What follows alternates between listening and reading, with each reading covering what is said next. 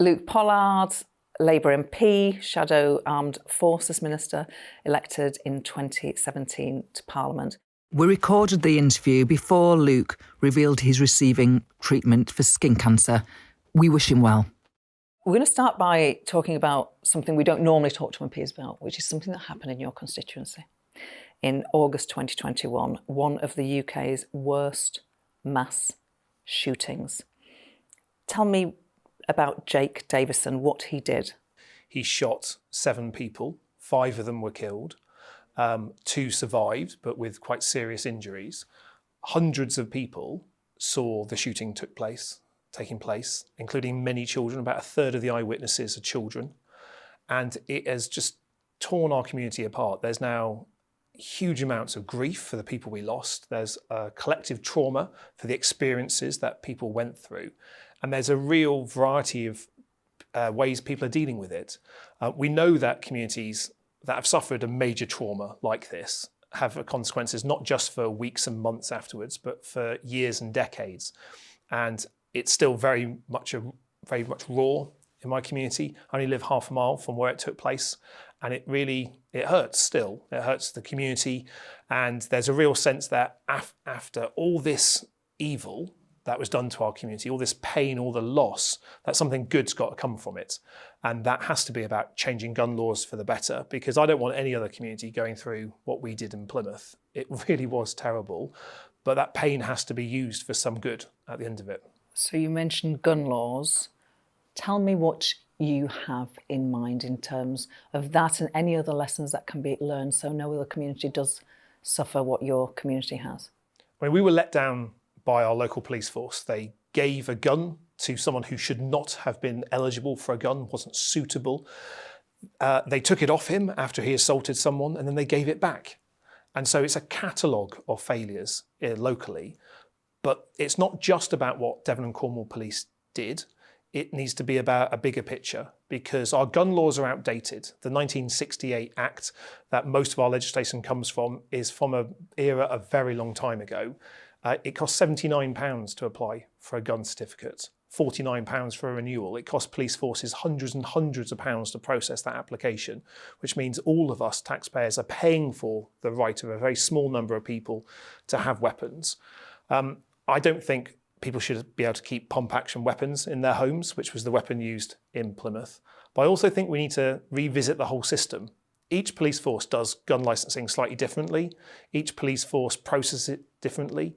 And we know that gun crime is on the rise. We know it's a persistent problem in our communities. And I think the way that we are going to get a safer environment for people, and a clearer sense of direction for those people who are responsible gun users, is to have a proper review of gun laws, to look at what has gone wrong, not just in Plymouth, but in the shootings since, and there has sadly been many shootings since the incident that we've had in Plymouth, to learn those lessons. And that has to be about including the communities that have been affected by this, because that pain, that focus that comes from that grief and that loss, needs to be directed into a way of making our communities safer. And I think a review of gun laws is one way of doing that. Okay. Following the shootings, you said this to the Labour leader, Keir Starmer. I was grateful you allowed me to step back for a month in the summer to not only focus on the community I represent, but to look after my own mental health.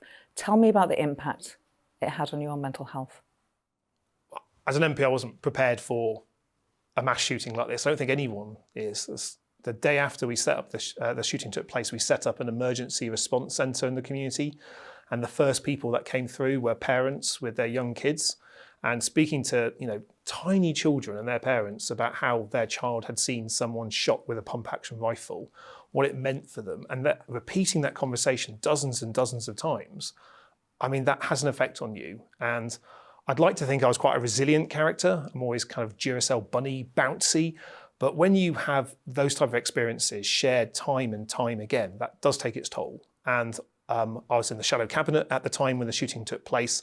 And I remember sitting in Keyham with families just thinking, I can either do my shadow cabinet role properly for this period, or I can look after my community. And there's only one of me for this community. So I asked Keir if I could step back for a month. And that time was really important, not only to look after myself, to make sure that I could still get out of bed every day and to experience yet again the same conversations, looking after people, feeling, seeing how they feel, but also make sure that I could still be useful as a member of Parliament to go, right, we're taking this pain and we're going to do something positive with it. And that's really, I think, the job of an MP, to represent their community. And for me, that's what representing a community means. So 6 years you've been an MP. The year after you were elected, you wrote an article, this was in 2018, saying the poisonous environment in Parliament needs to be overhauled. What's poisonous about the atmosphere in Parliament?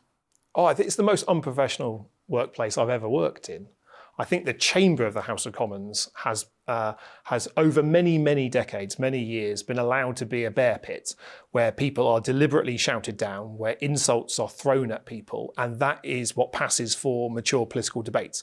I think our politics broadly is broken, and I think you need to fix it doing lots of different things.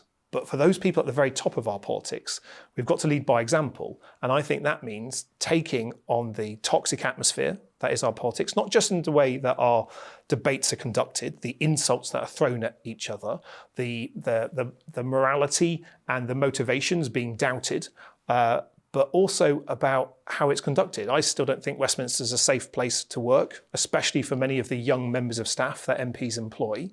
And we know that there are predators around Westminster that are sometimes allowed to continue or a blind eye turned. And I want to see that changed, because I think Westminster should embody the very best of our country. It should be a place that people aspire to get elected to and then want to change the world from a position of strength. And I'm afraid at the moment, I sometimes feel Westminster lets the rest of the country down. You said something quite important there. You said you do not think Westminster is a safe space for young members of staff. Can you elaborate on that? I mean, there are hundreds of young men and women who go to work for MP. It's their dream to walk into Parliament for the first time. It's not safe for them? I think we let far too many of them down. And that's because we don't have a robust system that protects victims. We don't have a culture that challenges it. Now, I've spent my entire career working in the private sector. I take the behaviours that I saw and that I was asked to follow in each of those jobs into this job. I wouldn't shout someone down in a meeting, nor would I accept there to be predatory behaviour in any workplace that I've worked in. But in Westminster, it is kind of accepted by people. And that's why we need good people not to be put off by this. We need more good people in Westminster, of every party, frankly, to make that change that we need to achieve, because Westminster should be the very best of Britain. We've seen from not only the sexual abuse scandals that have been in the news, but also the lobbying scandals, the culture of bullying that's far too present, that we've got a long way to go to get it to be the place where it should be. That promise that it should be a place where you can debate and challenge, come with campaigns and hope. And I think we've got some work to do to get there. Okay. Let's talk about your own experience of being an MP. Not a good one during the general election. Your constituency office was vandalised on 2 occasions, 1 week apart. On one occasion, graffiti sprayed in red paint on the window and walls of your office, accusing you of being a pedo. What was your reaction to that when you saw that? I felt for my staff, first of all, who have to work in that office every single day. But those type of slurs towards openly gay people like myself is sadly something that you live with when you're out. There's far too much hate in our community. And when you see that, I think I had a choice straight away. When I saw that paint daubed on the office, it's like, right, are they going to make me a victim? Am I going to be the person who has to explain what's going on? I said, no, they're not making me a victim of this. And I think when you're confronted with hate, and there's a lot of hate around in politics at the moment and in our society as a whole, I think you've got a choice about whether you confront it with more hate, more anger, more division, more energy. That just creates more heat, doesn't create more light. That's the reason why with the person who did that, I offered to have a cup of tea with them. Let's sit down, let's talk about why they think that is appropriate, why they think that, because calling gay people paedophiles has been it's a trope that has gone back generations and generations. And it's just hate. It's untruthful hate. And that's why we need to challenge and call it out. But the most effective way of calling out, I think, is not to load more hate onto it, is to try and create some clarity and some positivity out of it. Say, okay, this doesn't have to be the way. I'm in the public eye, which means my experiences when that happens became a news story. There's people every single day facing that type of hate and abuse in the communities who don't have the same platform as I do, don't have the same protections that a Member of Parliament does. And that's why how we respond to it is so important, because we should lead by example. And that's leading by example in terms of how we deal with these problems. But I don't want to see any LGBT person in our country suffer that hate. But there's more of it around, so we've got to be more determined in challenging it and doing so to create a better country at the end of it. And on Valentine's Day in 2021, you posted a picture of yourself and your boyfriend. You received online homophobic abuse when you did so. Is that the last horrible example of abuse that you have been subject to? There's quite a lot of abuse online, and people sitting in their pants at home just being able to tweet whatever they like or post anonymous comments. That's pretty nasty. But we're in a culture where that is being increasingly normalised. And I'm Plymouth's first ever out Member of Parliament. I think that is a special responsibility I have to be authentically me. And I've got a wonderful fiance now, and I'm really happy with him. He's everything I could ever dream of. And because of that, I don't want to let online trolls have a go at me, to take away some of that love that I have for him.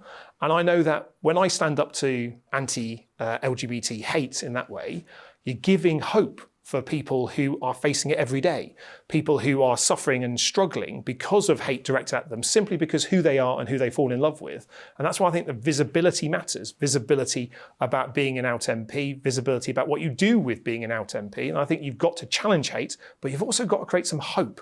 And a bit more hope in our politics, I think, could go a long way. Final question. You going to get married? Oh, yes, we're looking at venues, hopefully setting a date soon. I'm very excited about it. And then as the broodiest man in Parliament, I think at the moment, I can't wait to start a family with him. Oh, that's a lovely way to end, because we started with a very difficult time, and all of us at GB News send your community our very best wishes for the recovery and the grieving that undoubtedly will be a feature of your community for some time to come. Luke Pollard, thank you. Thank you very much.